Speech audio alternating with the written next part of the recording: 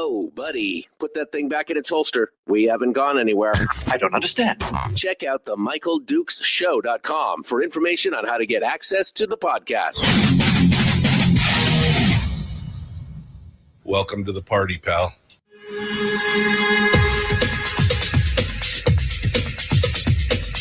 The Michael Dukes Show. The greed and the entitlement is astounding to me.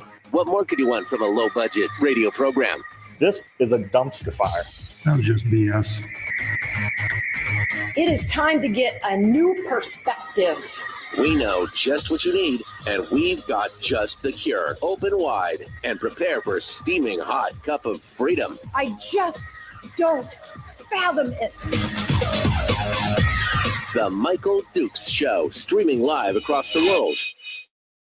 Oh, it's Fun Day Monday here on the Michael Dukes Show, broadcasting live across the state of Alaska on this, your favorite radio station and or FM translator, and live around the world on the interwebs at michaeldukeshow.com, where you'll find links to the audio-only live stream, links to our social media sites, including Facebook, YouTube, and Rumble, and so much more.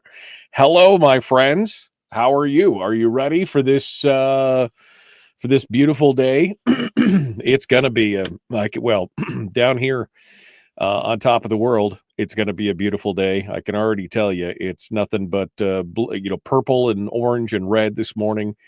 It's going to be gorgeous, and we hope that you are enjoying the final days of summer as we get ready to start to wind down into summer.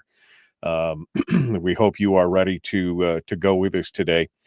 We've and I hear it's been raining cats and dogs up in the Matsu. My son came and joined us this weekend from the Matsu. He came down and visited with us, and that was just fantastic. It was just amazing. We got a chance to hang out, enjoy some time. We went down and super low tide yesterday out on the spit. And so we went out as a family, took the dogs out, walked all the way out to the water's edge, and it has just been it was just beautiful. Just got some great pictures of the family and the dogs and everything else, and it was a great weekend. That's all I can say. It was a great weekend. Just a heads up to those who are listening right now, and it's not 100% decided yet, but we may be taking a break on Friday. I'll let you know. We're trying to work some things out here for this coming weekend. I got stuff going on, and we may be off the air on Friday. I will let you know. I'll let you know here a little bit later this week. And I know some of you are already clutching your pearls and are crying, but we'll see what it looks like here as we get closer on. But I'm just kind of giving you a friendly heads up just in case, so that it's not a big shocking surprise when it all comes down, if that's what happens. So today on the program, we are going to be covering a lot of the big stuff that happened over the weekend, the headlines. There's a lot of things that happened, including the the state meeting, I'm sorry, I'm trying to look for the perfect term, the State Central Committee meeting, which took place over the weekend. Some big stuff happened there. We're going to talk about that, including some censures and some endorsements. And Ben Carpenter has kind of broke his silence since the last election, based on some of the things that happened during the state committee meeting. And so we're going to talk a little bit about that. We're going to continue to talk about the governor's race. There was some new data that came out, although I would be the first to say that this data is completely incomplete. And but it's all, you can already see some of the wheels spinning as the Democrats are attempting to find a way to leverage the split in the Republican Party. I guess I'm calling it a split. It's not really a split. It's just the casual disorganization of the Republican Party with all these different candidates going on in there, and they're attempting to leverage that for to utilize their kumbaya kind of whole thing. And we're going to talk about that when it comes to the governor's race as well. New article came out here about a week ago. We never did get to it, so we're going to, if we have time today, we're going to dive into that. And that is the latest from David Boyle, who doged, you know what I mean by doged. He doged the Anchorage School District and uncovered a bunch of savings that he speculates could fill the entire budget hole that the Anchorage School District is facing. So we'll talk about that as well. Adam Crum has left the administration. He has resigned as the commissioner of revenue. The governor has named in a replacement, an interim replacement. But Crum did not come out and immediately jump onto the governor's race bandwagon. And I don't know exactly why. He was kind of cryptic about it. We'll see what comes out of that. Is that it? I think that's pretty much it. I guess everybody's bracing for another deluge out of Juneau. First of all, there was a significant landslide yesterday morning in Juneau. And the earthquake center said evidence suggested that it triggered a 1-foot tsunami in the area. But on top of that, they are expecting that this suicide basin is about to explode yet again. It's about to overfill. It's no longer called, what did they renamed it at the same time? Sorry, I was looking at so many different headlines this morning. Anyway, the governor has issued a proactive disaster declaration ahead of the glacial lake outburst that's potentially going to impact Juneau.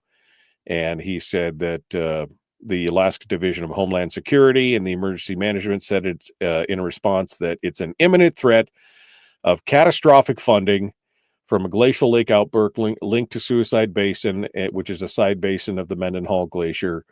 And they said that they are looking at it right now. The volume of water currently impounded in Suicide Basin has reached or exceeded observed levels during prior flood of record events. A release is expected at any time, and it's likely to affect the Mendenhall River and surrounding neighborhoods. So there you go. That's the big top of the hour news here, top of the week news coming out of the weekend. So I guess I'm glad we're not living down there right now. Also today, on top of all the stories that we just discussed, we're also going to go ahead and open up the phone lines. I'm going to let you take the conversation in whatever direction you want to go this morning. So because that's just how I feel. 319-527-3864. If you want to call in, and you could put that number in your phone. Maybe you don't want to call in today, but you feel like you might want to call in later on down the road. That is the the long-term number here for the show if you want to call in. Again, that number is 319-527-3864. 319-527-3864. And you can call in this morning and help us steer the conversation into whatever else you might want to talk about. So we'd love to hear what you guys have to say this morning, and we'll see where it goes from here. I hope your weekend was great. I hope you had a great relaxation time and a lot of chance to put up. I had plans to do a few of the things to get ready for fall, and I did none of them because our son showed up. So we didn't get into that, but it just means that this next weekend is that much more important. Although already plans in the making for this weekend alone.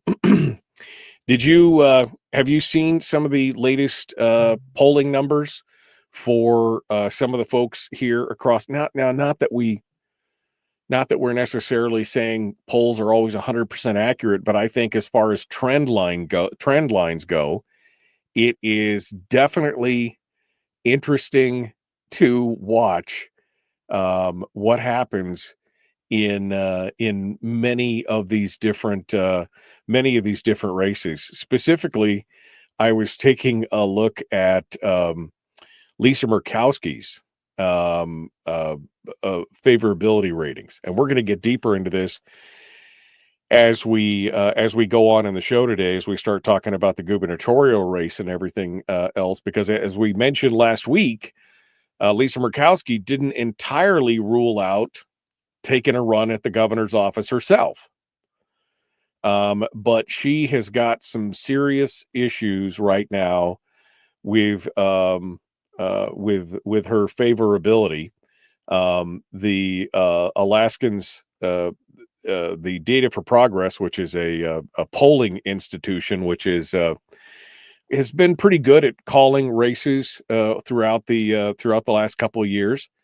Did a poll recently where they were taking a look at everybody's numbers and their favorability and everything else. And they said the DFP found that Murkowski's net favorability has plummeted by over 20 points just since the last poll that they conducted, which was in the spring. So just four or 5 short months ago, her favorability ratings have absolutely cratered. They see that this is all because of her controversial vote for the One Big Beautiful Bill. In the survey released in March, she had a slim net positive approval rating. Now, what that means is that they are, you got your favorable and your unfavorable, and then there's a slice between the two, and that is the net rating, whether it's positive or negative. In March, she had a 49% of people holding a favorable view of her and 48% holding an unfavorable view. All right. So there's a 3%. Now, this latest survey, only 37% of responders held a favorable view of her, while 60% held an unfavorable view. So she has a net negative now of 23% on this. So she, apparently they all felt like she cheated on them. You didn't give us what we wanted. It's a very fickle crowd. This is what happens when you play to the masses in that regard, or play to where you can make sure you get elected.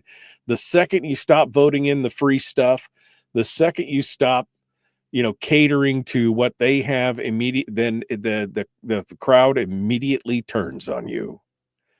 And so her net favorability rating is now a net negative, double digits, 23 points.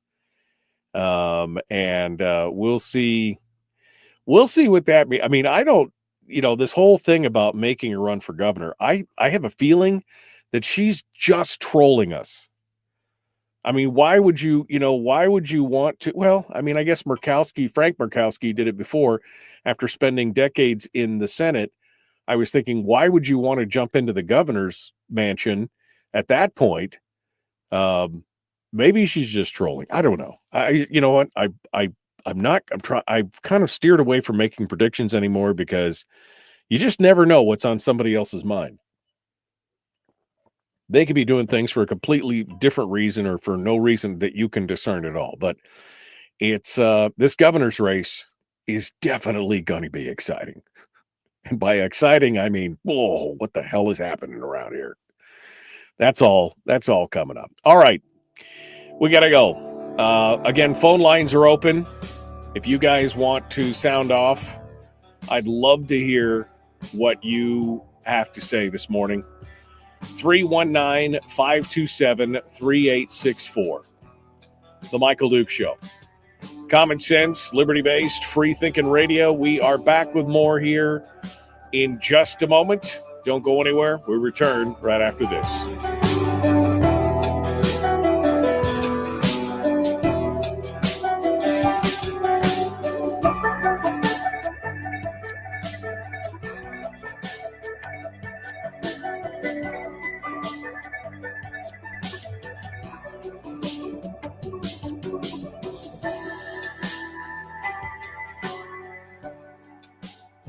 If you missed the show, you can listen to it on your time with Dukes On Demand.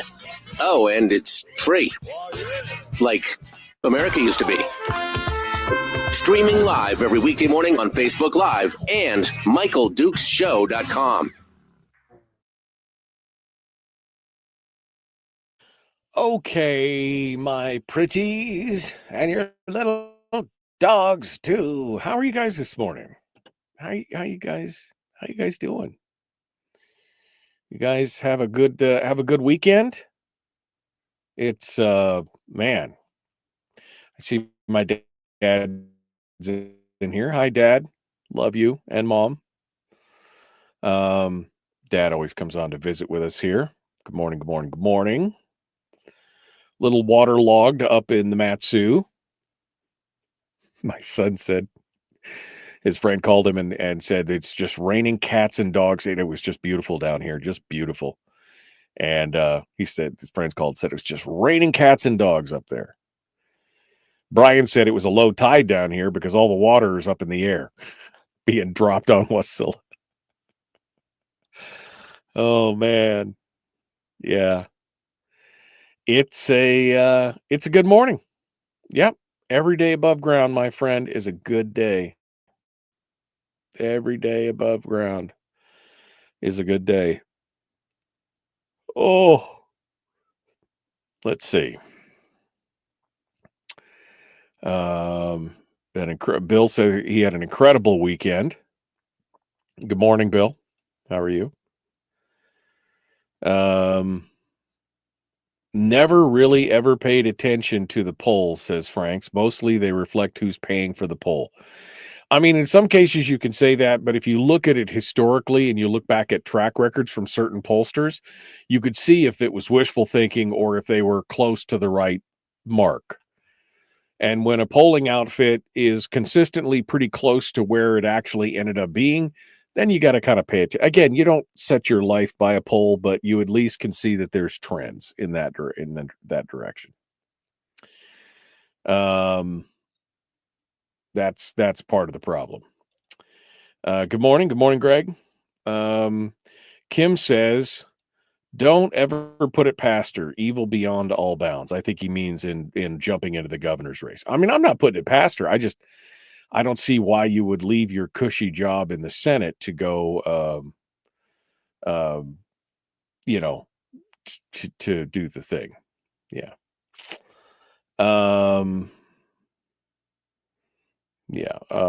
Get elected the thing. Got to see my mom on her 90th birthday, said Kim. Congratulations, man. That is awesome. That is awesome. Bill Brock is, I am fantastic. 3 exclamation points. Bill, why are you smiling? Bill, what happened with you this weekend, Bill? Anyway, he said, I hope your weekend was as good as mine. I'm pretty sure it was. Pretty sure we had a splendid weekend over the thing.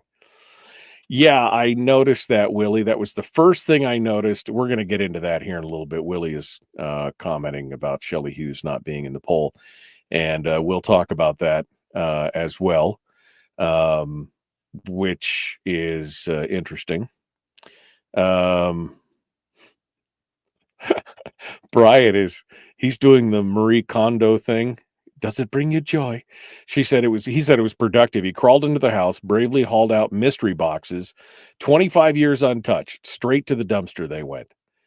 Gosh, I hope there wasn't any great family photos or anything in there. Did mystery. I have no idea what's in this box. I haven't opened it in 25 years. I'm throwing it away. Oh, what do you mean? It was the wedding photos of my great, great, great, great grandmother that it was. Oh, dang it. Oh, I feel you though, buddy. I feel you. Sometimes that is cathartic, is it not? It's cathartic just to throw that stuff away and start fresh. Absolutely. Okay. We're going to jump into this here in just a second. Whoops. Oh, got it. Didn't want that to happen. We're going to do that right there. All right. We're going to jump into this and we will continue the Michael Duke Show. Common sense, liberty-based, free-thinking radio. Like, share, subscribe, ring the bell, do all the YouTube-y stuff. Let's get to it. Here we go. I mean, right. I was early. What? Just don't bug me. Here we go. Public enema number one. Oh, wait, sorry. Public enemy number one, which makes more sense. On the other hand, he's a little bit of a pain in the Michael Duke Show. Okay. Hi, how are you? Oh my gosh. I've got one monitor here that's just blinking on and off for some reason. I don't know why. It's making it difficult to do what I need to do. All right, let's do this. There we go. We're going to jump into this. Hello and good morning, my friends. How you guys doing? Are you ready for another beautiful day here in paradise? Let's get to it. Sorry, I had a little technical. One of my monitors was like flickering on and off, and all of a sudden I realized I couldn't even click the next thing that I needed to do. That was part of I couldn't click next, which may not sound like a big deal for you, but for me it was like, well, can't make it happen. All right. Let's get back to it. What were we talking about? Oh yeah, we were talking about the governor's race and all that stuff. We're also going to talk about the Republican problem. What do I mean? What do I mean by that? Well, it's let's just put it this way. We have got way too many damn candidates in the race right now already. Before we even begin here, we've got way too many damn candidates in the race. And as you could see, they're already talking with Mary Peltola, and they're already doing their thing. They're already trying to figure out how do we take advantage of this and get Mary Peltola elected at this point. And it all starts off with this poll from the Data for Progress, which is an organization that again has been they've been pretty accurate in a lot of the different races over the last 3 years. And so while the data is interesting, it's not and compelling, I don't think it is the final word in all of this. According to the polling, she holds a commanding lead in the 2026 election for governor if she chooses to jump into the race. Peltola has the highest favorability rating of major Alaska politicians in the survey, which was shared with the outlet called the 19th. She holds a net positive favorability rating of 9 points and leads a crowded field of lesser known and less popular Republican gubernatorial opponents by double-digit margins. The most recent poll, which was held from July 21st to July 27th, surveyed 678 likely voters from across the state of Alaska with a margin of error of plus or minus 4%. So they go on to start talking about this. And what's really interesting is when you look at the actual graphs and the numbers, and you realize that especially when they start talking about the gubernatorial numbers, if the gubernatorial race was held today, according to this number, Democrat Mary Peltola would be in the lead with 40% of the vote in first round, what they call first round voting. Bernadette Wilson, which is one of the shocking things on this, is that Bernadette would have come in second with 11% versus 40%. Nancy Dahlstrom with 10%, Click Bishop with 6%, Tom Begich with 6%, Adam Crum with 4%, Treg Taylor with less than that, and Edna DeVries was with less than that. Now, interestingly enough, they've got both Adam Crum and Treg Taylor in this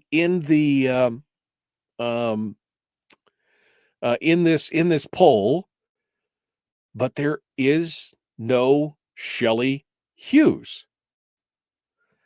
Now, they do make a note at the top of this whole thing saying that Matt Hailala and Senator Shelley Hughes declared their candidacies after the survey was finalized. Now, okay, all right. Wait a minute. What do you mean? I mean, what? Adam Crum and Treg Taylor, neither one of those are declared. It's been speculated for a long time, but neither one is declared.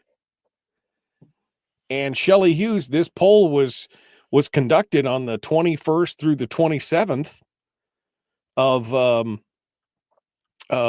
July.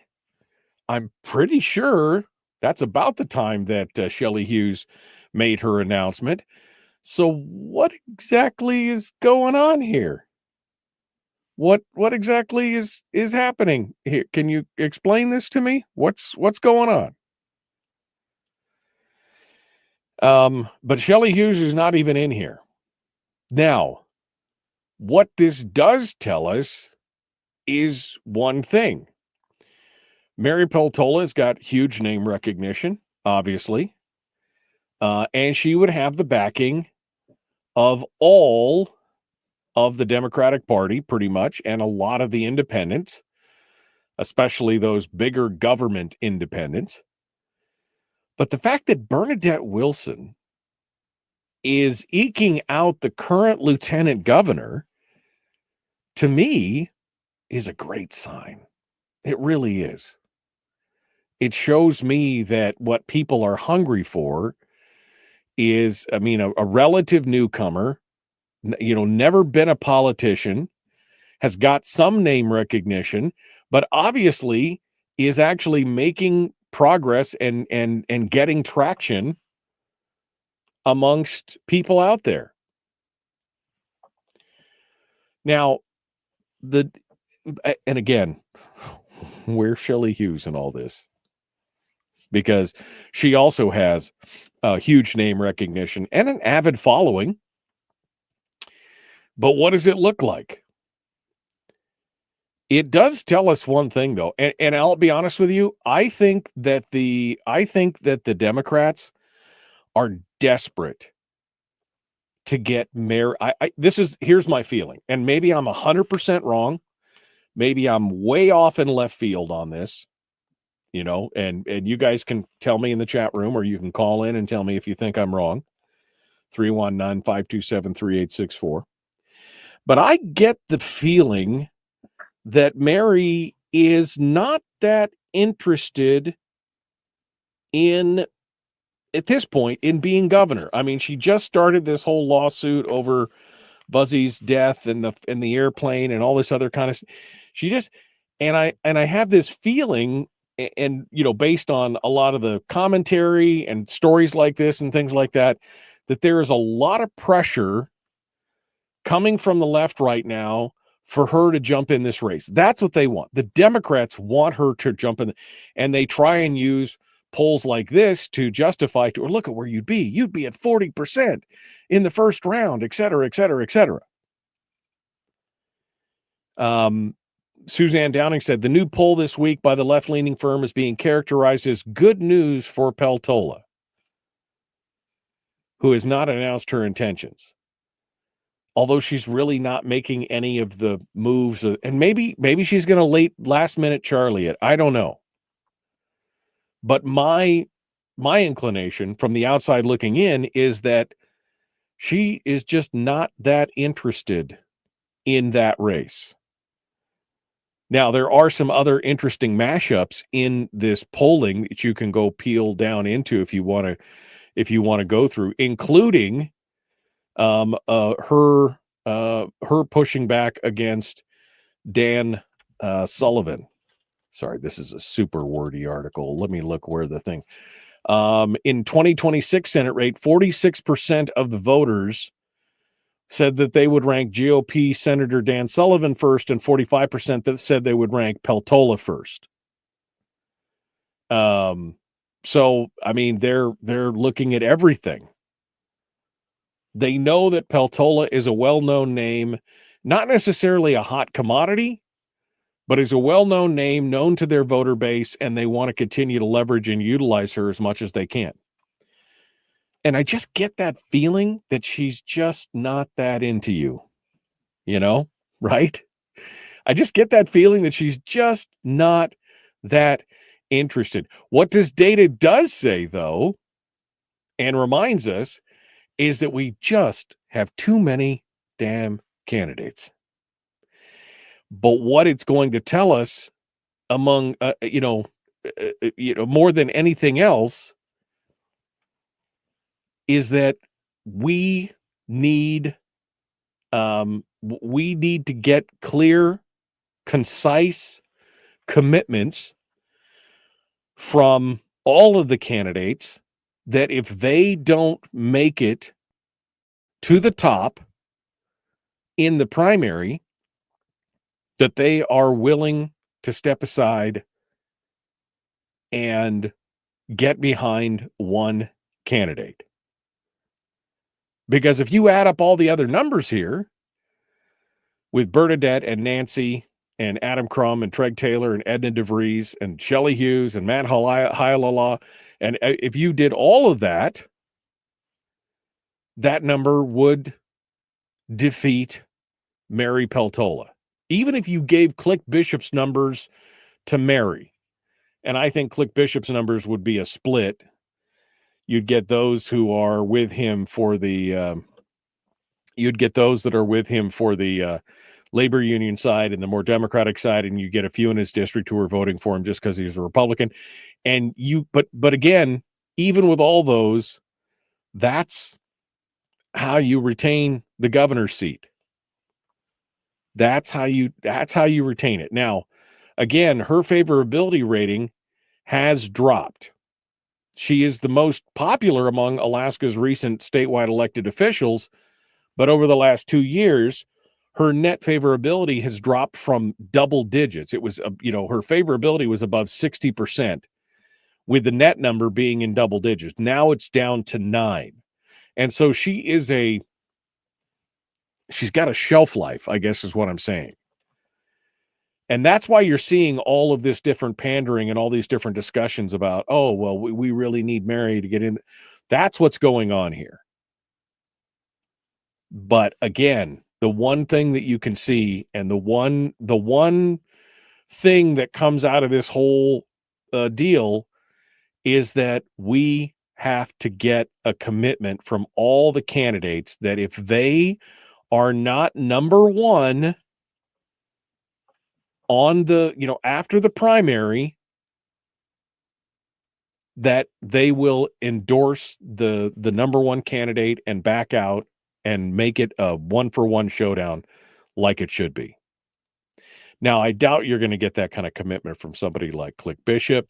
I doubt I don't know if Adam Crum, I don't even know at this point, and we're going to get into this in a minute, but I don't even know if Adam Crum is running on this go around. I don't know.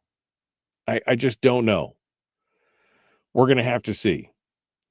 But, I mean, on paper, this looks really good for Peltola till you start to look it up and realize that her favorability rating has come down by a significant amount.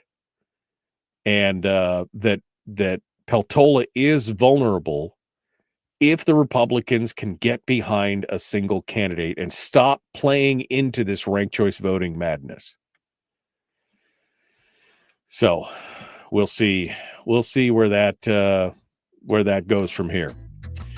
All right, we're up against the break. We got more coming up. We're going to talk a little bit about Adam Crum and Treg Taylor. Those are two of the big candidates here that were on the ballot, but I mean, they're on the polling, even though they're not declared candidate. I don't know. I'm trying to figure out how they missed Shelley Hughes on this, but we'll get back here in just a moment. Don't go anywhere. The Michael Duke Show. Common sense, liberty-based, free thinking radio.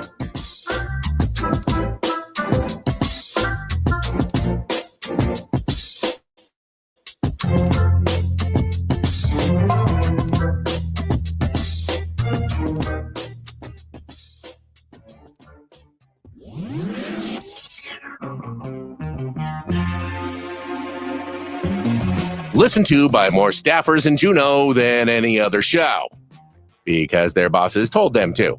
And after what they just heard, oh man, they're going to be pissed. You're a bad, bad man. The Michael Duke Show.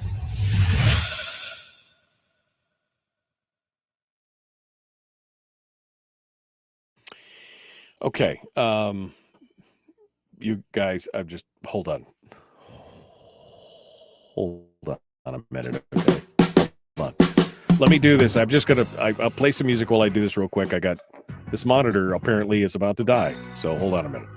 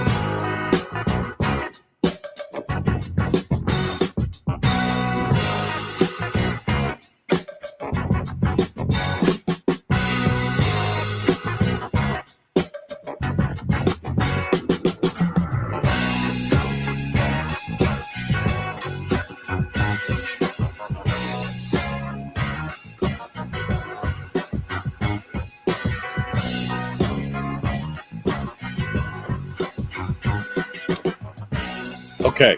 Sorry. I think I fixed it. All right, here we go. Yeah, it was one of those things. MD, that just shows, says Kevin. Kevin Hall says, hello? There we go. That just shows the poll was nothing but propaganda for Mary Peltola.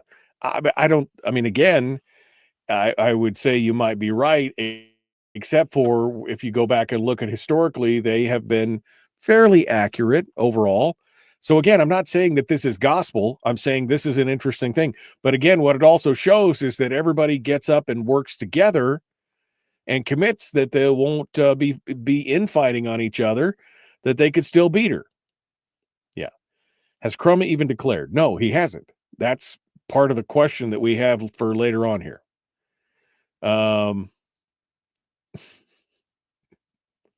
Sorry.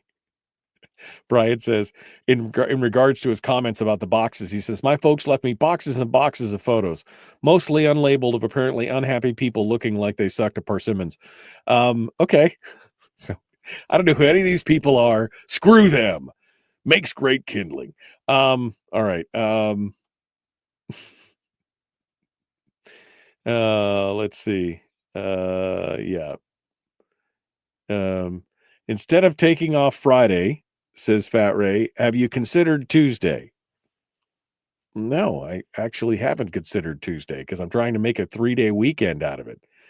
That would kind of blow my whole deal, right? I mean, why would I want to? Anyway, let's see. Republican's gonna Republican. Good morning, good morning, good morning. Shelley says the Alaska GOP should be talking with all of the conservative candidates and securing a commitment they will drop out if they aren't the top vote getter. They are. That is something that they're actually working on. That's exactly what they're working on right now. Crooked as usual. Let's see. Terry says that Bernadette Wilson is not a perpetual candidate or a career politician. Yeah, I think that's definitely, right.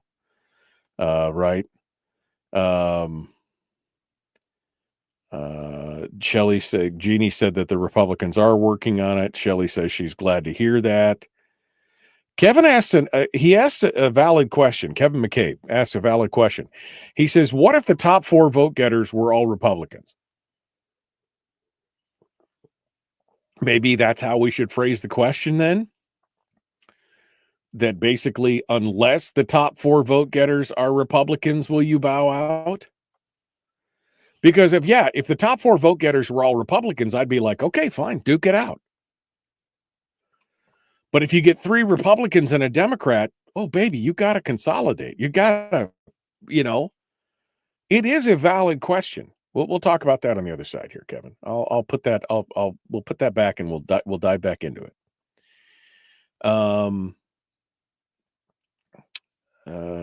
Let's see. Good morning. Good morning. Damn man to recount. Our politics and races can be head scratchers for sure. Another question is, how does she get 10% in the poll Dukes is talking about? Or did I hear that right? Bernadette got 11%. Nancy Dahlstrom got 10% in that poll. Peltola got 40%. Interesting.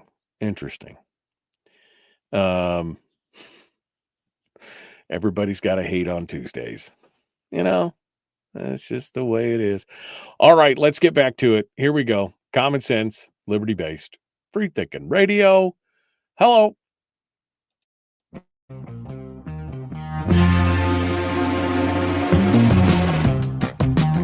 The Michael Duke Show. Seriously humorous with a pinch of intellect. Sorry. That is humorous. Here's Michael Dukes. Well, howdy. Welcome back. The Michael Duke Show. Common sense, liberty-based, free thinking radio. Little technical glitch here down on the stations on the peninsula this morning. Nothing we can't live with. All right, let's continue on here. Kevin McCabe is in the chat room, and he did ask a valid question during the break. He said, what if the top 4 vote getters were all Republicans? And that's, I guess, at this point, with what do we got? 8 different candidates in the race on the Republican side, and just the one candidate on the and I know Tom Begich is also in this poll, but I don't know if Tom officially announced or not. Maybe he did, and maybe I've missed him. But essentially, you've got 6, 7, 8 Republicans and 1 Democrat. What if all the top 4 vote getters turned out to be Republicans? Well, then I would say, okay, let them duke it out. Go ahead. Let me know what it looks like. But the problem is that if you get 3 different Republican candidates and 1 Democrat, well, then it's just all the infighting that sucks all the oxygen out of the room, and the Democrat wins because that's what half the state is, essentially. It's, progressive or, left leaning, and even the independent. So that's where the split will go. So if the top 4 were all Republicans, let them duke it out. Nobody has to. Maybe we need to clarify that in the language that we ask the question. Not just, if you're not the top vote getter, will you step back and endorse the top vote getter in the party? But if you are, basically you should say, unless they're all Republicans, would you step back if you're not in the top of the, maybe that's what this is all about. So I don't know. I don't know. We'll see. We'll see what's going to happen here. But the bigger question is, the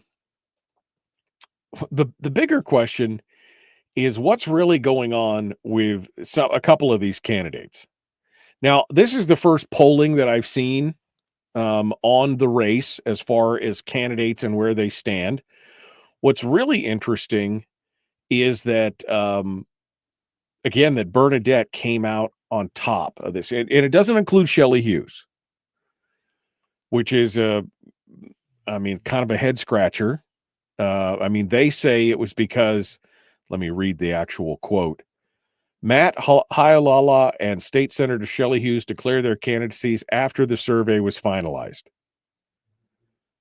Even though, again, this is other declared and potential candidates. So it's not even, maybe just Shelley just came out of the woodwork and nobody really had their ear to the ground on this.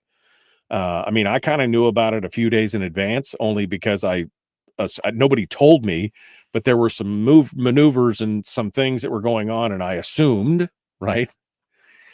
Anyway, no Shelley Hughes in here. Bernadette Wilson at 11%, Nancy Dahlstrom at 10%, Click Bishop at 6%, Tom Begich at 6%, the Democrat Tom Begich, Republican Adam Crum at 4%, Treg Taylor is at like 3%, Edna DeVries is down in the 2% range. Again, no Shelley Hughes, no Matt Hialala. So what does this mean? What does this mean? It means that we got to know a little bit more about what's really happening here in the more fringier edges of this. When you've got Treg Taylor, the Attorney General, and Adam Crum, the now former Department of Revenue Commissioner, throwing their hats into the ring and only pulling 3 or 4%, you have to ask the question, is now the time? Is now the time? I get the feeling from what I'm seeing right now, I'm wondering if Treg Taylor is really serious about this, or if he's trying to have his cake and eat it too. But because there was a story last week in Must Read where they're talking about Treg Taylor still hasn't declared officially his candidacy. But last Monday, he held another gathering at a private Wasilla hangar. But again, no broad public invitation, no official campaign sponsoring, no host organization, no disclaimer. An RSVP required via phone number with no name attached. And he was the main guest of honor at some kind of meet and greet over Alaska Oil and Gas Economic Opportunities event. He was talking about Alaska's economic future. And he's been doing appearances like this around the state. And the question is, and these are not like public, again, these are private, invite only, which makes me believe that what he's doing is he's courting the money people, the big contributors, the movers and shakers in the party, the big campaign fundraisers. And he hasn't made an announcement yet because either he's trying to get them, to endorse him or get behind him before he decides to pull the trigger. Or again, he's trying to decide if he wants to stay for the remaining, year and a half of the administration and then take another crack later on. I don't know. Suzanne Downing goes on to talk a little bit about where they held this thing in Wasilla, and she raises some questions about the validity of the company he keeps, I guess, is the question here. I don't know how to put it politely, other than she talks about the digging on the RSVP for that Wasilla phone number tracks back to a dissolved company, which is linked to some kind of fraud. I don't know. It's a deal, baby. It's like Days of Our Lives on this one. Okay. You can go back and read the opinion. You can go back and read the piece on your own, but basically it's raising questions as to who's he hanging out with? Who's he playing ball with, on this, deal? And again, why don't you just come out and I guess announce is my question. If you're going to do it, do it. If you're going to dabble, then don't, especially with, again, these numbers that we just saw. And again, these are Democratic numbers. I'm not saying that, but again, the numbers down in the 3 percentile range, as far as, name recognition and everything else, the sooner the better. You need to get out there. You got to get it done. And here is Treg Taylor kind of patsy caking the whole thing. Is he running? Is he, or is he not? Will he stay or will he go? And of course, that doesn't even get into the whole Adam Crum thing, because Adam Crum announced a week ago that he was going to, or I guess 10 days ago, that he was going to resign as of Friday, which he did. And he said he'll have a big announcement then, and kind of cricket-like. They're kind of crickets in the end. There was really nothing came out of it. I'm sorry, I got so many different windows open here. I got to get to the actual comment that he made on this, which was kind of like, well, I've got big news for Alaska, and then nothing else. So we only got about 20 seconds here. We'll get back to that here in the next hour, and then we'll take some of your phone calls, and maybe you could tell me that you think I'm wrong. 319-527-3864, 319-527-3864. The Michael Duke Show. Common sense, liberty-based, free-thinking radio. Hour 2 dead ahead. We'll see you in just a few.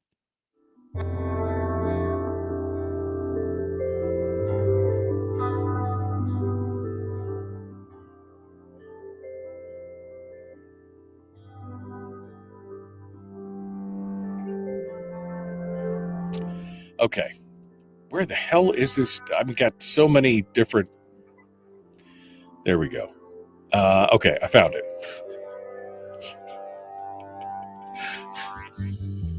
27 windows open, and I'm trying to find the right one. Good morning. Let's see. Somebody's wearing their presuppositions on their sleeve this morning. I see. Wow.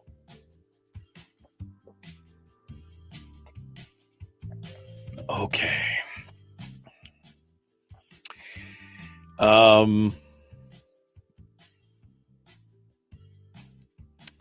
Kevin says the picks for running mate is going to be interesting.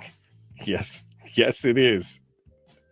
It's definitely going to be interesting. That's for sure.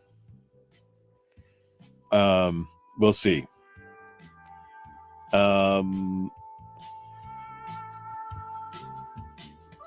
Willie says they ran 3 against me. It eliminates the odd party when primary losers are still in the race. Yeah, that's true. That's true. Doesn't allow for all that new blood that they keep talking about from this rank choice thing, right?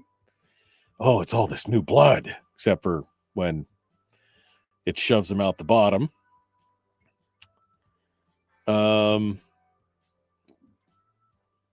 Both Jeffrey and you guys are Time to take my turn on the hamster wheel. One day closer to retirement, says Jeffrey. Shelley says, well, I'm off to earn money to pay for things.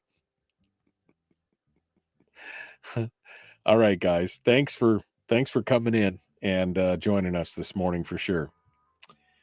Bernadette's all in, says Chris. Yeah, I mean, I agree. I think she is all in. She's hit the campaign trail pretty hard, doing a lot of work out there, and I think that's good to see. Terry does not trust Treg Taylor. Terry says Taylor's doing what Taylor does best. Okay. Are you going to talk about the SCC meeting? That's up next, Charlie. It's up next. We're going to be into that next. Feel free to call in, Charlie. Give us your thoughts on that. Good morning, good morning, good morning. It's my birthday, says Chris, so I slept in today. Congratulations and happy birthday, my friend. Happy birthday. Good morning, good morning, good morning. Bernadette's going to be in Fairbanks the upcoming week. Whew. Yeah, we got lots of Chris's in the chat room this morning. Lots of Chris's this morning. Yes, sir. Chris Hayes, Chris Byers, Chris Eichenloop. I see everybody. I see all you Chris's. It's a flock of Chris's. All right. And we bring Chris Story on, and it's a whole deal. Oh, okay. I'm all caught up. Look at that. I'm all caught up. Yeah, we're going to dive into this. I want to talk about this Adam Crum thing here before we go any further. I am going to talk about this Adam Crum thing real quick before we jump into the SCC stuff. But we'll get into that. And I did post a link to that Treg Taylor story in the chat room. It's really kind of weird, man. Apparently, it's a quasi-private event because you had to RSVP to a phone number, which turns out to be linked to this now dissolved company. And it's about a guy. The company is about a guy who got sentenced to federal prison for defrauding people. And I don't know. I mean, maybe Suzanne Downing's just trying to dig dirt on. I don't know what's going on, but it really makes me go, what? I mean, what? And so I don't know. This on top of the DOGE-ing stuff, where they were saying that Treg Taylor is responsible for the stuff down in Ketchikan and everything. And I'm just like, either Suzanne's got an axe to grind with Treg, which is possible, I suppose, or there's some questionable stuff going on, and I just don't even know what to think at this point. I still haven't been able to get anybody on the other side of that discussion, the whole DOGE-ing discussion, and the grand juries and Ketchikan and all that. I still haven't had a chance to do that. So I'm trying to find somebody who wants to come on to dispute it, but we'll see what happens there. Okay. Multiple Chris's are a murder of Chris's. That just seems, they're not crows, man. They're not crows. All right, we got to go. We're about to jump back into it here. Fat Ray just said, Fat Ray 2834 said, let me go find the other 2,833 Fat Rays. That's a good one. Good one. Good one, my friend. Good one. Let's get back to it. All right. And Jeannie, I'm going to save your comment here because we'll come back to that. We'll continue to talk about that. We're going to talk about the State Central Committee and the Republican meeting here in a minute after I finish up with my commentary on Adam Crum, and then we'll return. How about that? Okay, we got to go. The Michael Luke Show, Common Sense Radio.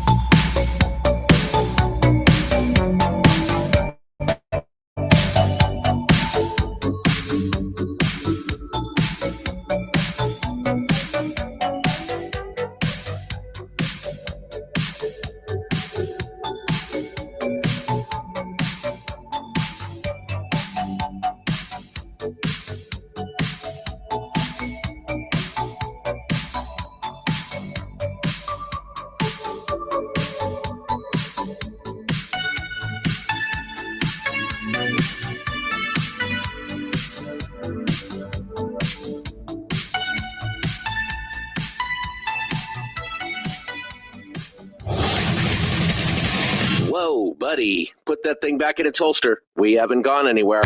I don't understand. Check out the MichaelDukesShow.com for information on how to get access to the podcast. Welcome to the party, pal.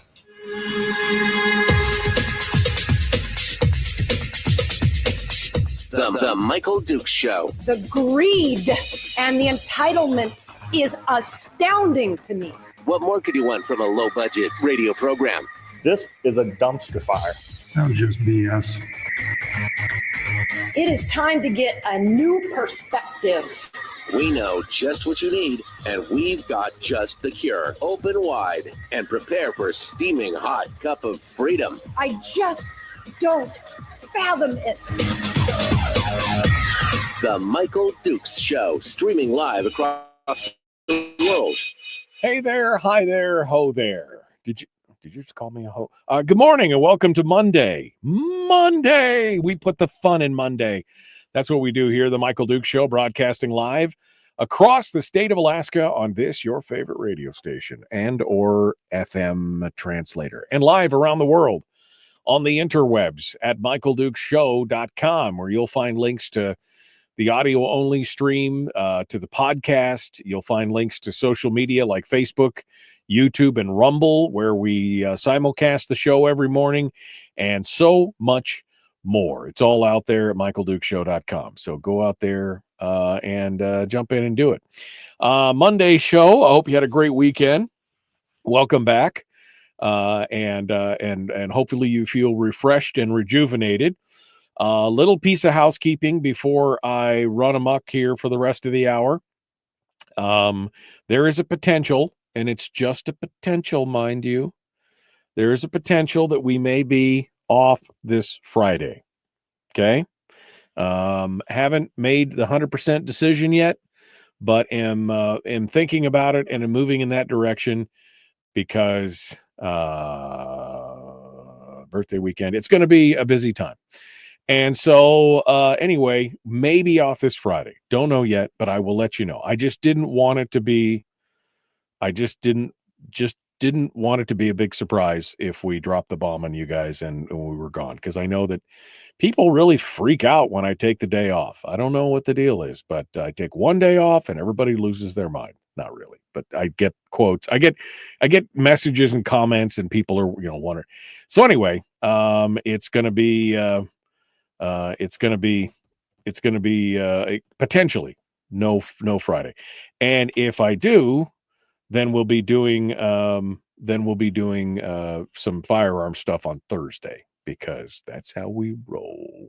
We'll be doing it. Maybe we'll be doing some entertainment stuff as well. So we'll see what the week looks like as we get closer and closer to it. All right. We've been talking about the governor's race. We've been talking about the new data and polling that's come out that shows that it really looks like the Democrats are trying desperately to convince Mary Peltola to jump into the governor's race. They've got all this new polling that shows she would be way ahead of everybody else. And of course, included in a lot of her potential opponents, noticeably missing Shelley Hughes, which I thought was interesting, but is both, Treg Taylor and Adam Crum, neither of whom have announced, but no Shelley Hughes, which again, very interesting. The good news out of that, again, if you're just joining us, is that Republican Bernadette Wilson actually is the top vote getter in this polling on the Republican side.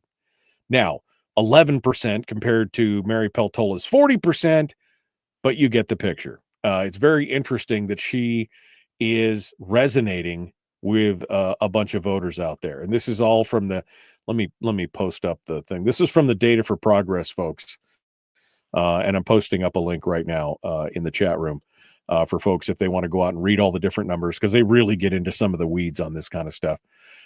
Anyway, we were just talking about Treg Taylor, who still hasn't announced, but is still holding all kinds of quasi-public meet and greets. I don't know. Again, it looks like to me like he's catering to the donor. He's shopping himself out there to the donor class. I don't know what's going on, whether he's going to announce or not, but we'll see. But the interesting one was Adam Crum. Adam Crum Of course, there's been rumored for months, like 18 months, that he was going to jump into the governor's race. Now, we thought this was going to happen on Friday because he had announced 10 days ago or so that he was going to resign effective Friday. And at the time, he said, I'm going to have a big announcement on Friday. And when it was all said and done, in a statement on Friday, according to Ira Samuels over at the ADN, Crum said he planned to, quote, share a vision that puts Alaska first in every decision we make. This isn't just about the next election. It's about the next generation. However, in a brief phone interview, he was not prepared to announce whether he would run for office in 2026. Wait a minute. I thought the whole point here was for you to run for, or question mark, is this him bailing out of the Department of Revenue to avoid any of the stink that's going on with this whole audit, blah, blah? I don't know, man. I'm just making stuff up at this point. I have no idea. I'm speculating wildly on this. He did write in a statement, Alaska can be a place that is attractive to families with safe neighborhoods, good schools, jobs, and opportunities within reach for everyone willing to seize it. This fight needs a leader, and I won't back down. But he's not announcing for governor. It just seems a little weird, doesn't it? Doesn't it seem just a little bit weird? I don't know. So anyway, Treg Taylor and Adam Crum, will they or won't they? You know, your guess at this point, I guess, is as good as mine. That does lead to some interesting things that took place over the weekend, though. The State Central Committee went ahead and held their meeting this week for the Republicans. This is the Republican State Central Committee. And they unanimously did some endorsements. Unanimously endorsed Senator Dan Sullivan and Congressman Nick Begich for re-election. Now, Lisa Murkowski, not so much. There was no vote taken to endorse Lisa. They also unanimously endorsed Jamie Allard from Eagle River, which was a new item of business on the agenda. There was no other endorsements that were asked for or requested. So we'll see what that means.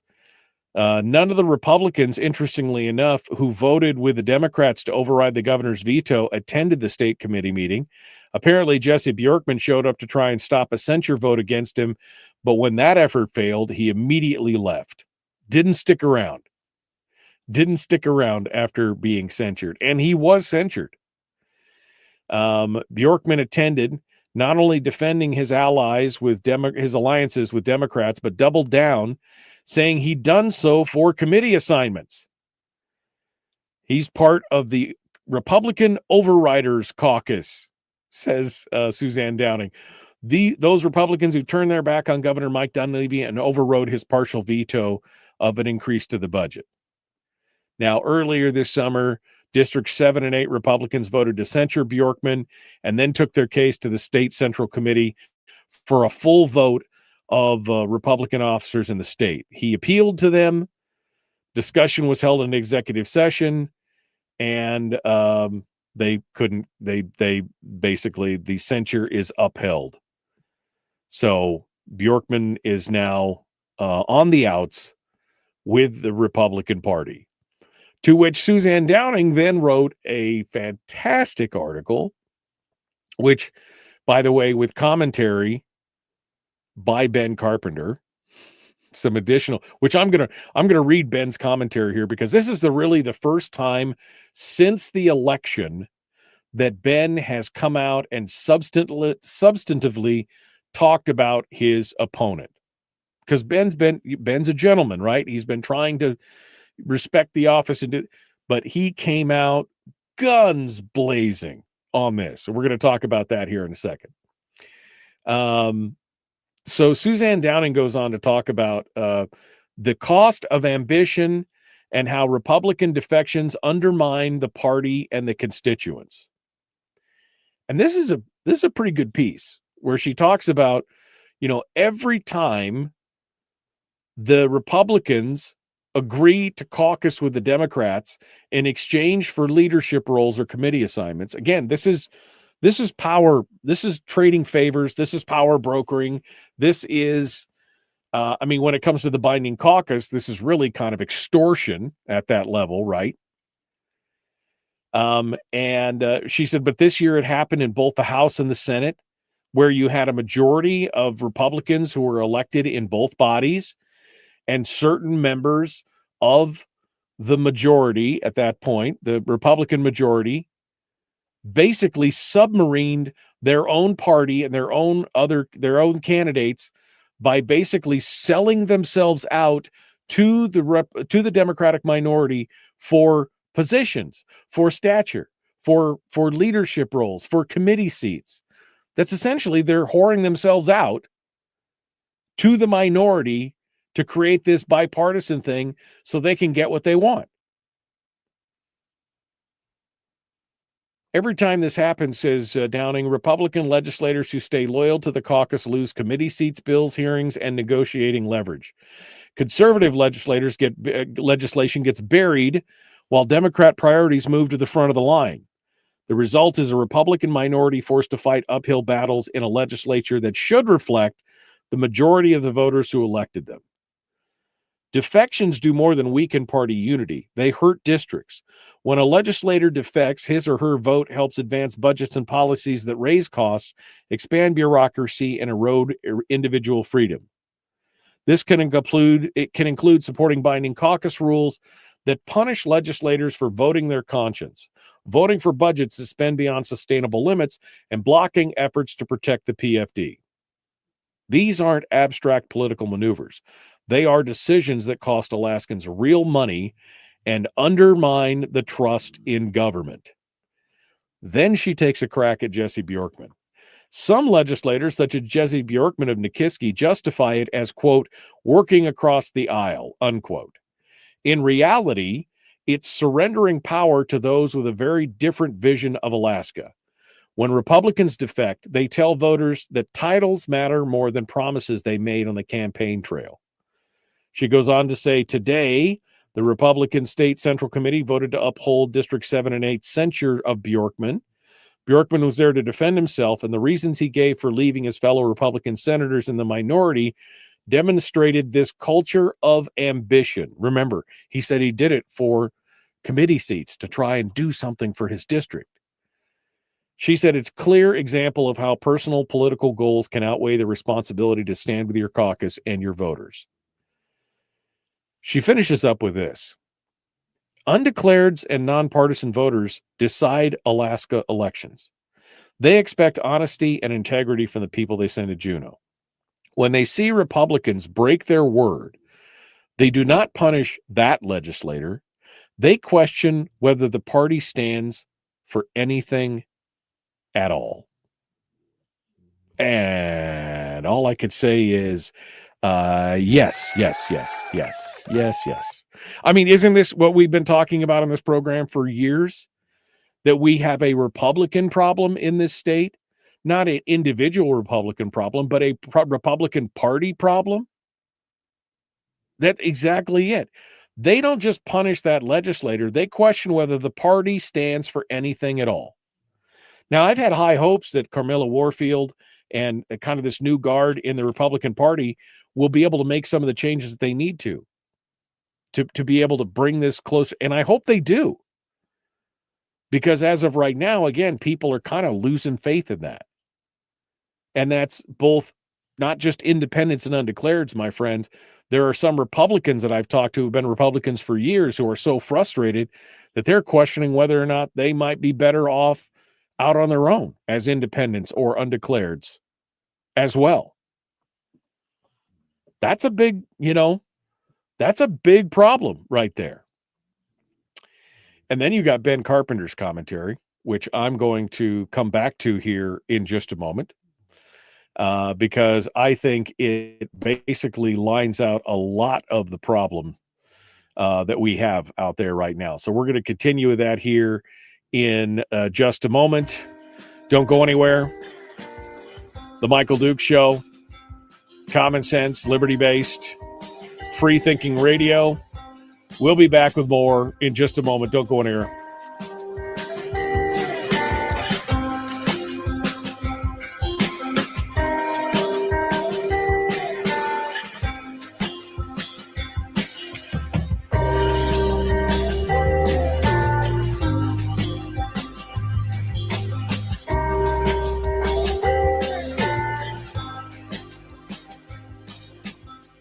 We're broadcasting live through a series of tubes, allowing all of these entities to provide streaming stuff going on the internet. well, it's kind of hard to explain. Sorry.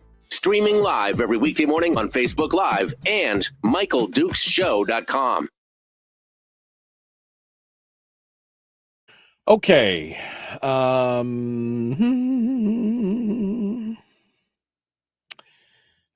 Here we go.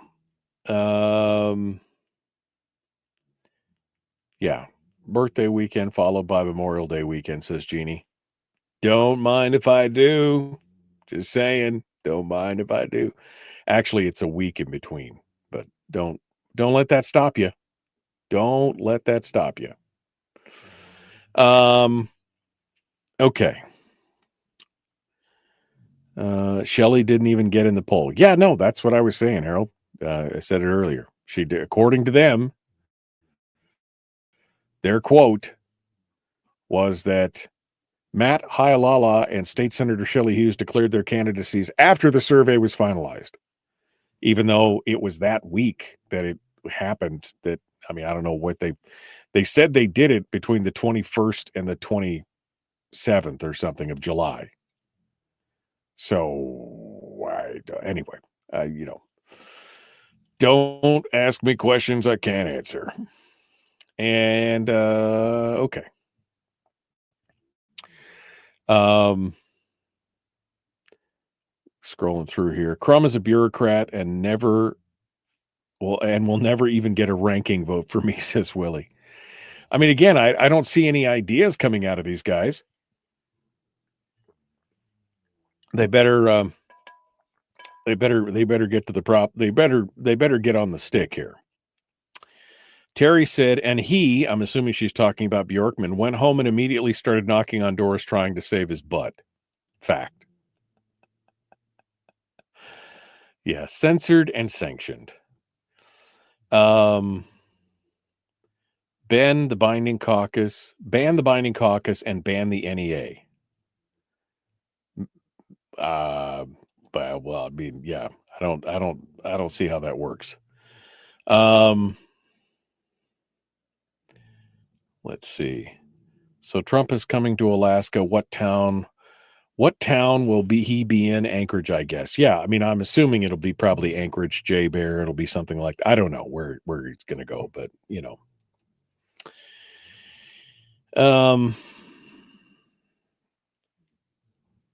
okay. I hear Juno, says Greg. Well, maybe, I mean, again, I don't have my ear to the ground on that. I don't really care one way or the other. But it's just a backdrop more than anything else to the meeting. It doesn't really matter. Doesn't really matter to me. Kevin says District 7 and 8 are working hard to get back to principles above personalities, but it remains to be seen if the rest of the Alaska Republican Party will follow along. I don't know. I'm still trying to get Carmela Warfield on the program. I really want to talk to her about this. I want to have a deep dive into this and to what her answer is to try and fix this. Tawny says, yes, I'm wondering why I shouldn't be an independent. I mean, you're not the only one that said that to me, Tawny. I've had several Republicans over the last couple of years come to me and we start talking about this and they go, yeah, I wonder why am I even still doing this? And I'm like, I don't know. Welcome to the party, pal. I just, I could do what I'm doing, which is I'm on the outside looking in. Okay.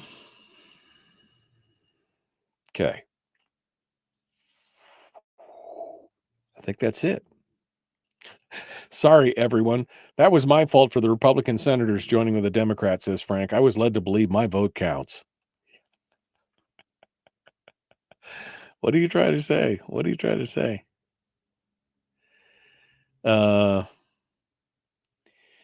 Bill says, it matters to me. I fly out of Anchorage Saturday and they'll screw up my flights. Okay, Bill. No, it's all about you, Bill. That's fine. No, it's all about you.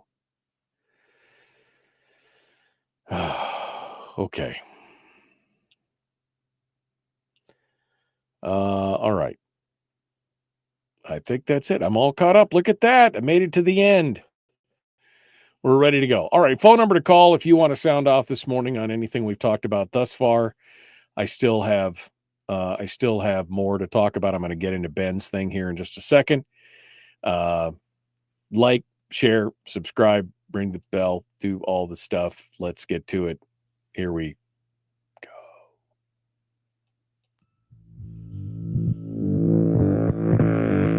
Public enema number one.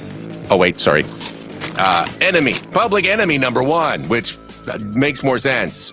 On the other hand, he's a little bit of a pain in the Michael Duke Show. Okay. Welcome back to the program. Appreciate you guys coming in on this beautiful Monday. I hope you're ready for a great week. Remember, every day with no snow makes it a great day. I don't care if it's pouring down rain. Every day without snow for me is it's one of those. Well, I don't want to sidebar. Never mind. I'll come. I'll come back to that. I don't want to. Let's get back into what Ben Carpenter was saying, because Ben has been pretty quiet about his race against Jesse Bjorkman, and he has been stalwart in trying to hold things back. But he really let his hair down in this post on Facebook from yesterday after Suzanne Downing's article came out. This one that I was just going over, the cost of ambition and how Republican defections undermine the party and the constituents.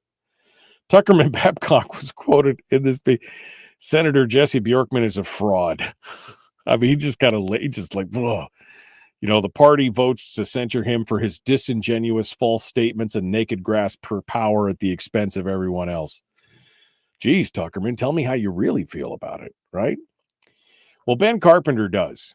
And I wanted to get to this before we run out of daylight today. And if you want to sound off this morning, we'll take on any topic that you want here before the end of the show. 319-527-3864 if you want to be part of it here this morning.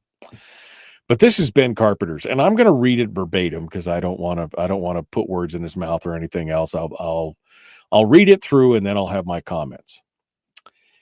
This is Ben Carpenter's post from yesterday. I have remained silent out of respect for our institution of self-governance. Senator Bjorkman is our state senator, and I respect the office, but perspective is needed, so I've decided to break my silence. We all accept that we must abide by any organization's rules if we want to stay in good standing with that organization.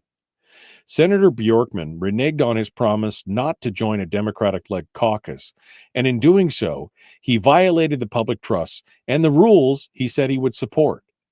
His censure is the maximum penalty available to the Republican Party, as there is no authority to remove him from the party. Actually, breaking Republican Party rules isn't Senator Bjorkman's largest problem. His biggest mistake is to continue to prey upon your ignorance. He rationalizes his actions, counting on you not knowing how organizing a legislature happens. He wants you to believe that he was a victim, that a majority was already formed, and that his decision had no bearing on that outcome. Why did he do what he did? Because he calculates that you won't know or care what the truth is. Senator Bjorkman cannot have it both ways. He cannot claim to be influential within a Democratic-led caucus, but not influential during organization of the same caucus. This is the inside scoop. Ben Carpenter continues. There's a strength in numbers, and the smaller the majority, the fewer people share the workload. Had Senator Bjorkman remained true to the Republican team, the Democrat leaders would have had to fill Senator Bjorkman's place as chair of 2 key committees and his seats on 7 others with members who already had their own committee assignments. That would have placed a significant burden on the remaining 4 Republicans and all 9 Democrats. An alternative Republican-led organization, while still difficult, would have shared the workload the same as the current organization. From my perspective, Senator Bjorkman was a swing vote, not a hapless victim. A different organizational outcome was possible had Senator Bjorkman stood his ground, led with his alleged Republican principles, and supported Republican unity. The truth is that it's very difficult to know how other people will behave after the choices we make. It's interesting to me that Senator Bjorkman wants your trust in his leadership now, but a pass for his inability to lead during organization. It should be very clear to you now, if it wasn't before, that as a teacher, Senator Bjorkman wanted more state spending and to empower NEA Alaska control of our schools. The strategic way to get that was to join the other spend-happy Republicans and empower the Democrats. It isn't more complicated than that. Senator Bjorkman would have you believe that he was a victim of organizational politics when he was, in fact, hiding behind others. Senator Bjorkman had never planned to join the team that wanted to protect the PFD, spend less, and reduce NEA Alaska's controls over our schools. He never intended to support Governor Dunleavy. He never pursued a Republican-led caucus because it didn't serve his purposes. Honesty matters in our society now more than ever. The light is shining, and Senator Bjorkman's deception has been illuminated. And now you know the truth. I mean, that is just a mic drop moment right there. Ben Carpenter just so well spoken on this, and I think just lays it out there. You know, Jesse Bjorkman, and in his commentary to the SEC when he was trying to defend himself, he tried to play the victim. He tried to play the victim on this. Oh, I was just a victim of organization and I had to do something to protect I couldn't do it, but now I have power. Now I can do something for us. And that's the thing. No, anybody who is really paying attention to this is not buying it. Right? Anybody who is really paying attention to what's going on is not buying what Bjorkman was trying to sell there. Right? This wasn't about whether he needed to try and save face or he got forced into it. Nobody forced him to join the democratically controlled caucus. He made that decision himself. In fact, he has made that decision before. In fact, I think that they were counting on him to be with them from the very beginning. But he acts like, oh, I was just backed into a corner and I had to make the best of a bad situation. Again, if he was true to his commitment, again, he had made a promise not to join a democratically led coalition. And he failed. He reneged on that deal. If he had stuck with it, it would have made it that much harder for the majority to get their job done, and it would have made the balance of power that much closer to what the citizens initially voted in, which was a Republican majority. This whole thing is just is really just amazing to watch. And what kills me is that as I looked at this, and as I've looked at some of the political demographics in the state, and I realized that the Kenai Peninsula, generally speaking, is second only to the Mat-Su as far as conservative, thought and number of conservative people. And yet they put somebody like Jesse Bjorkman in a seat with Ben Carpenter running for Ben Carpenter, who's done an outstanding job in the House for the last couple of years, couple sessions, I guess, last couple terms. And yet they buy into what Bjorkman was selling on his thing about the whole sales tax thing and all this other kind of, they bought into it. I mean,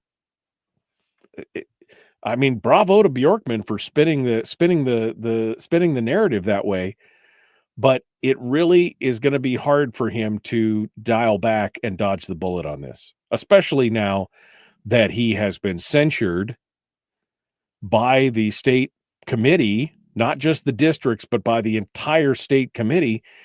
And he's out on that. I mean, he could still say he's a Republican, but anybody who's paying attention knows. And again, this is part of the problem with the whole thing. And this is why I've been saying for the last couple of years, the Republican Party really needs to divorce itself from the government spend. And what I mean by that is the Republicans really need to throw their own primaries. That's what they need to do. They need to throw their own primaries. They need to stop taking the government money, because then they could say you have to be a member in good standing to participate in the primary. That's going to cost so much money. So what? So what? You would clean up the part. You would clean up the. You couldn't have a Jesse Bjorkman. You couldn't have a Kathy Giesel. You couldn't have a Lisa Murkowski if you were taking care of your own business instead of going to the government and with your hand out, Republican Party, and begging the government's permission to do whatever. Then they decide. When they have the money, they decide. When you spend the money, then you decide, and then you have the power to say, you're not a member in good standing. You're censured. You're a bad egg. You're not good. You over here, not, you guys can't participate. It's where we're at. But Ben Carpenter just he nails this. Absolutely nails this commentary here. And I'm so happy to see it. And I'll drop a link into the chat room. Folks can go over there and take a look at it yourself. But this is it right here. Yeah, Jesse Bjorkman bamboozled you guys. Everybody on the peninsula got bamboozled over this deal. Everybody that voted for him. Because he promised he wouldn't join the democratically controlled caucus. Promised that he's the one. Oh, now I couldn't. I got backed into a corner. Is that what you want? Is that the kind of leadership that you're looking for? If so, I guess you found your ticket there. Guess you found your ticket. All right. We're going to continue here. We got one final segment dead ahead. I've got the DOGE thing to talk about if we have time. And also, I want to talk about what the response is from the various Republican lawmakers that voted to override the governor's veto. Those members of the minority got their comments. This might be a whole hour in and of itself, or maybe we'll just tease it in this next segment and come back to it here. And we'll figure this out. The Michael Duke Show, common sense, liberty-based, free-thinking radio. We'll return to more here in just a moment. We'll be back right after this. Don't go anywhere.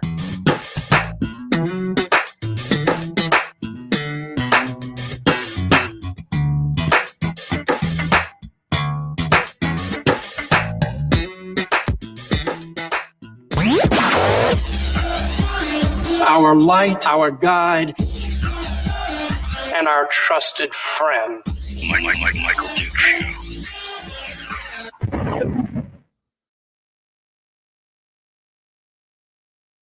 Okay. Oh, maybe Bjorkman wanted to work across the aisle for the benefit of all Alaskans. There's only one group of Alaskans he was benefiting, Harold, and that is the unions and the NEA. That's what it goes through. Kevin said, Jesse Bjorkman knopped us. That's a comment on Gary Knopp. Yeah. I mean, yeah, that's exactly it. Cause that's the same thing that Knopp did. And that's, I just don't understand that they keep coming back to I don't understand that. I just don't understand that. Let's see. Reinstitute public floggings. Mike, we need okay, Miguel just said, Mike, we need to discuss that tomorrow, why they voted with a majority. That definitely needs an hour, a 1 hour. Definitely bases a 1 hour. I think he basically says needs a 1 hour. Cindy said the same Republicans that voted for him will vote for him again. They are drinking the same Kool-Aid. I mean, what flavor Kool-Aid is that, Cindy? I want to know. I mean, what kind of Republicans are that when they look at all the stuff that Bjorkman has done and stood for, and the fact that he's gotten in bed with the other side, time and time and time again? What flavor of Kool-Aid is that? I need some of that to give to other people. Yeah. I mean, that's what I want to know. Terry said, and none of them showed up at the SCC meeting. We were on we're on the phone. They were on the phone too, but too scared to show up in person. Joel said it was the rainbow Kool-Aid. That's the rainbow flavored Kool-Aid. I don't know what a rainbow tastes the rainbow. I don't know what a rainbow flavor is, but apparently it's some good juju, man. It is some good stuff for them to show up and be part of it. Okay. All right, Miguel, I'll take what you got to say here. I'll take your thing to heart here. I will hold up on talking about what the legislators have been saying, why they voted the way that they voted. We'll come back to that. Okay. We'll come back to that on maybe on tomorrow or maybe Wednesday. We'll pull that together. How about that? Let me close down a bunch of windows here. Okay. That brings us back to my Doge commentary. Unless somebody calls in with some thoughts here, we'll see where it is. It's like, what? It's like Sherbert, but gay. What? I don't know. Joel's got all kinds of comments in the chat room here. Fat Ray says the politicians are a symptom. The electorate is the real problem. Just like the idiots who keep voting in Hank Johnson in Georgia. I mean, we've got that same problem here, right? We've got the same group of people voting in Gary Stevens, Bert Stedman, those kind of things. I mean, people who ostensibly are Republicans, but at the same time are voting for larger, bigger, badder government. Right? That's the problem. Frank says, Bjorkman says he's for all Alaska. Then why is he supporting HB 93, a bill which separates Alaskans by who is more Alaskan than others? I don't know what HB 93 is, but you could tell me about that, Frank, as well. And then Kevin just posted up a must-read article, Alaskans, Kevin McCabe, Alaska Educational Crisis Demands Reform. Did I miss a piece here, Kevin? Yeah, I didn't see this piece. I was busy this weekend. Sorry. This year, the legislature passed with Lincoln Affirmative Fund adding $1 million to veto $200 million for the legislature overrun.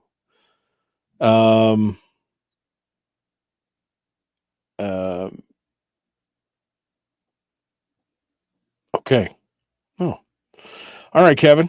Well, that's good stuff. Maybe we should have you come on the show on Wednesday and talk about this piece along with what I'm about to pull out from David here.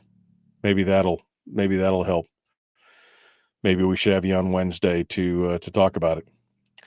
But yeah, Fat Ray is not wrong. The politicians are the symptom. The electorate is the real problem.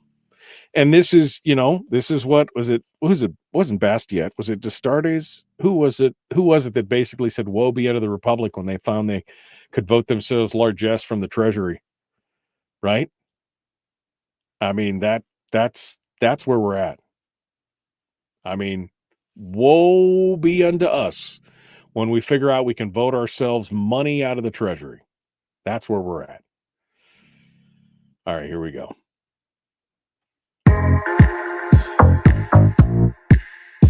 The Michael Duke Show. Not your daddy. Wait, sorry. Not your daddy? Ooh, not your daddy's talk radio. Whew. I was scared for a second. Thought we were going down. Here's Michael Dukes and the show.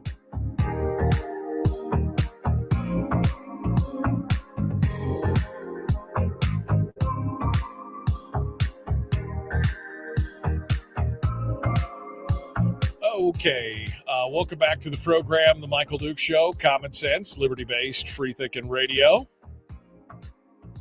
De Tocqueville, that's who it was. Thank you so much, Brian. De Tocqueville, Alexander de Tocqueville. We were just talking during the break about, part of the problem here with what we're dealing with, and Fat Ray over on YouTube makes a great point. He says, politicians are the symptom. The electorate is the real problem. And again, this is what happens when you created a dependency state. And it was de Tocqueville who basically said, woe be unto the Republic when they discover they can vote themselves largesse from the public treasury. Right? When they discover they can vote themselves money out of the public funds, out of the coffers, woe be unto the Republic. And that's where we're at. We got a whole electorate that's like, well, yeah, we need to cut, but just not my stuff.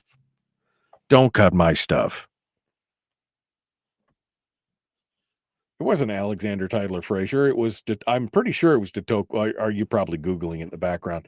Anyway, it's the whole point is when they found out that they can vote themselves stuff by putting certain politicians in, that's what part of the problem is. When you've got conservatives, I'm hoping you can hear my air quotes out there on the radio, conservatives saying we need to spend more, that government is the solution, that, as long as we protect the government spend, we're okay. That is the economy. When we got people like that who are supposedly conservatives out there saying it, woe be unto because that's what we've created is a dependency society. I mean, we're spending tens of thousands of dollars for every man, woman, and child on state government, that if we had to pay for this out of our own pocket, there would be a revolution in this state. But we don't, because the money flows silently and quietly right into the state coffers. We as owners never see it. That's part of the problem. I was going to get into this, what the Republican minority lawmakers had to say about overriding the governor's veto. James Brooks over at the Beacon actually got a quote from almost everybody. The only person that didn't respond to him, he said, was David Nelson. I've got questions for David Nelson. Anyway, but we're gonna hold up on that, because this could be a whole hour. Just this one article talking about what each person has said on this. But we're gonna get back to that here in probably on Wednesday. We'll dive into this question. But again, this is what happens when you have a dependency state where everybody is basically voting to protect their own little nook or cranny, their own little fiefdom. This is the NIMBY thing writ large. Not in my back. You could cut, just don't cut in my backyard. Just don't cut here. Which is exactly what happened to Dunleavy back in 2018, 2019, when Donna Ardwin was there trying to get the state spending back on track. In what was a pretty, quite honestly, when you look back at it and realize it was about an 8.5% cut across the board. And everybody howled like, gutted lemmings that somehow this was going to cause the world to end. And the Republicans didn't uphold the governor in that veto either. Are you surprised? Are you shocked? You shouldn't be, because this is exactly what we keep getting. 319-527-3864. 319-527-3864 is the phone number. Oh, I forgot to turn that on. Sorry, guys. DOGE. That's what it was. David Boyle. He has an article that came out here about a week ago that we just hadn't gotten around to. And so now let me highlight it just for a few minutes here before we run out the clock for today. The article over in Must Read says, I doged the Alaska school districts and uncovered savings to fill its budget hole. David goes on to say he poured through 474 pages of the budget for the school year, this school year, for the Anchorage School District. And he says, I've come up with some areas where the district could save money and actually fill its entire budget hole of $4.3 million, and it doesn't need any more funding from the state. Remember, a budget is a planning document that forecasts incoming revenue and outgoing expenses. But some cost more, some cost less. And again, it's just a planning document. In this column, he said, I focus on the full-time equivalent versus the budget numbers because 87% of the ASD budget is salaries and benefits, which it is in any organization, be it a government or in private industry. The workforce, the cost of labor and personnel is the vast lion's share of any budget. 87% of the ASD budget is salary and benefits. And a single FTE represents personnel, salaries, and benefits. That's where the money is.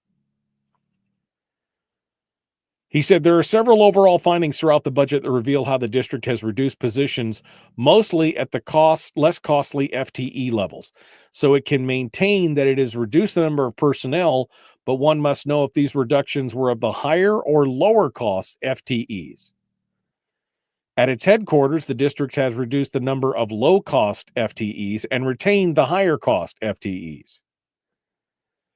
The district has to contend with a decreasing student population and expects to lose an additional 107 students for the next school year. They already know that, again, the enrollment is going to continue to decline. For the 25-26 school year, the district projects a student count of 38,821. It's also restricted by the school board guardrails. One of the guardrails states superintendent will not operate elementary schools without mental health services. This is a costly mandate to the superintendent and reduces his flexibility to reduce the budget. He goes on to say the district used one-time federal funds, ESSER, COVID funds, to pay for more than 530 FTEs in fiscal year 24.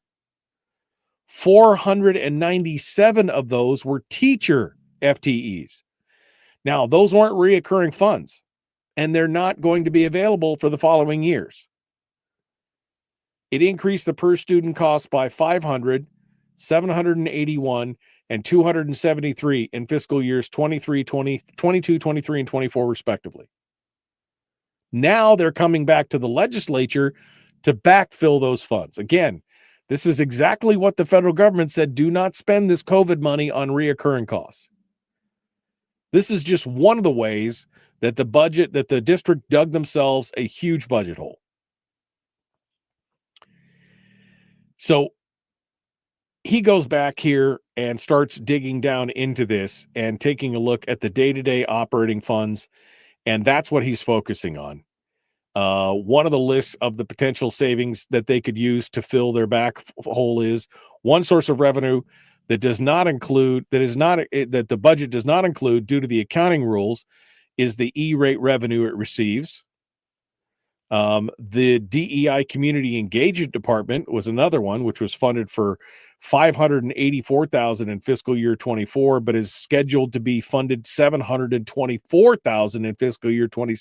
I thought this DEI thing was, I thought the president said no, or you didn't get your federal funds.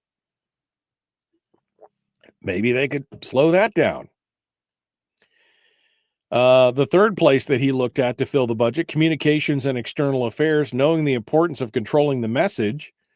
The ASD has 2 people assigned as assistant director of communication. In 2026, or excuse me, in fiscal year 26, there was an increase from 1 to 3 directors. From 23 to 26, they increased it from 1 director to 3 directors because they got to get the spin machine going. Information is power. 1 director FTE should be reduced to a savings of at least $179,000.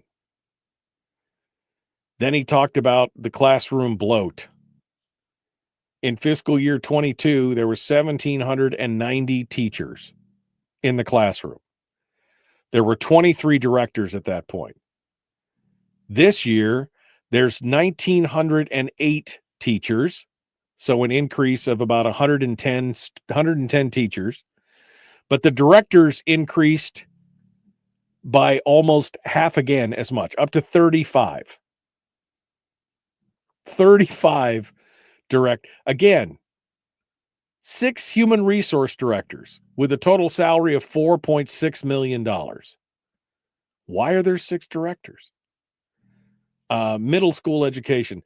There's 1 certified FTE, and then at least another that person makes $414,000 a year in salary, with at least another $70,000 a year in benefits. I don't know who that person is or what that position is, but dang, $500,000. He also says there are 5 IT directors and 98 IT professionals. The department does not write software or code. But if you reduce the directors to 3 and decrease the IT professionals to 90 from 98, you could save another $1 million. So, I mean, he goes through and he lines out all this stuff. We should have David on to kind of discuss this and go through this.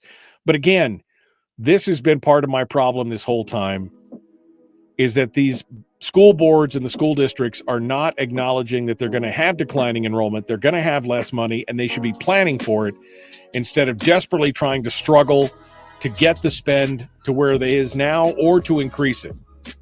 They should be planning for the decrease, but they're not.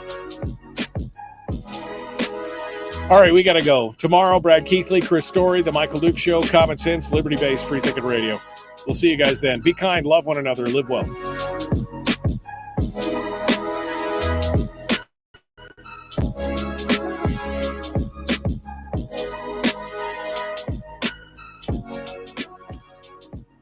All right.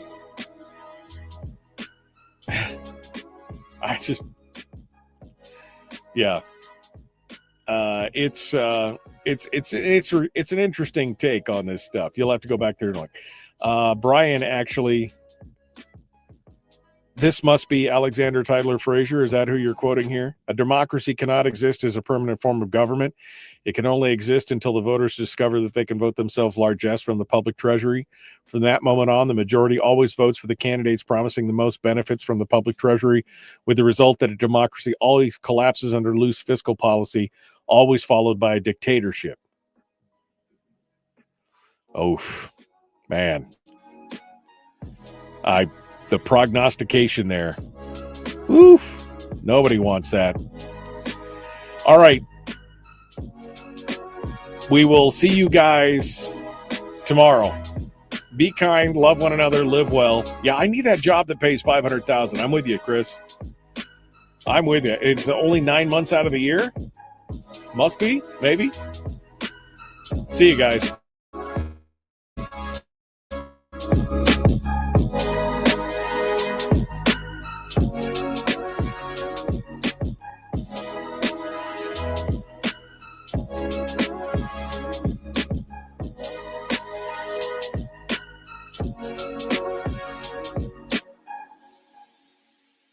Goodbye. We've shed our terrestrial radio skin, and now we are slimy lizard internet people. It's the Michael Duke Show.